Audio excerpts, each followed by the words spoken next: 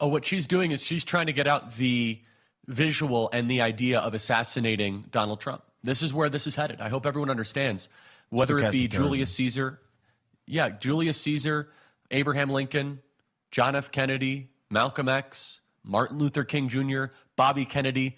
Assassinations of major political leaders are nothing new. And yet we've kind of been immune to that for a couple of decades. We have been warning about this for months. Now, the very interesting question is, will they try to kill Joe Biden or Donald Trump? That's the interesting question. Which one right now is a bigger threat to them? And that I'll let the audience kind of ruminate on that question. But we've been warning about this for quite some months. This is why the next man up philosophy is so important and why we wanted to do the show with you, Steve, as a show of force, is that you take one out, 100 more appear. You take one out, 1,000 more appear. You take one out, 10,000 more appear. You take one out, we give more money. You take one out, we register more voters. You take one out, is that it only actually makes us stronger. You see, there are three different ways to analyze political movements or to categorize them. There are the fragile, the durable, and the anti-fragile. This is from Nassim Taleb, which is a phenomenal book. The fragile is the Mitt Romney Republican Party. That is the Paul Ryan Republican Party.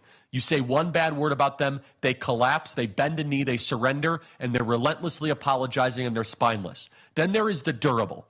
The durable is the best of the conservative movement prior to Donald Trump.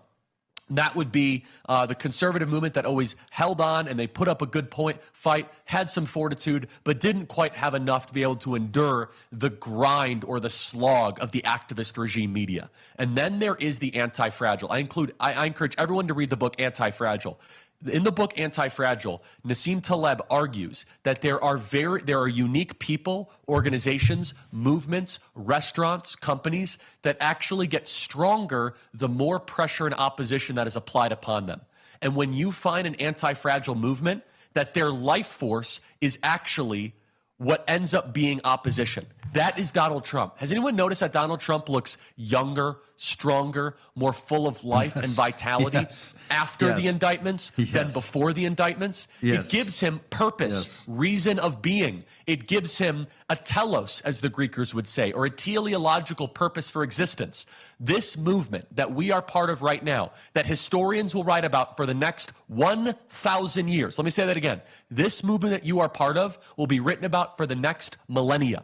People do not remember the many movements from 400 or 500 years ago. Maybe a little bit here, English Revolution, whatever. This movement will be written about for 1,000 years. And when the history books are written, it will befuddle historians 600, 700, 800 years from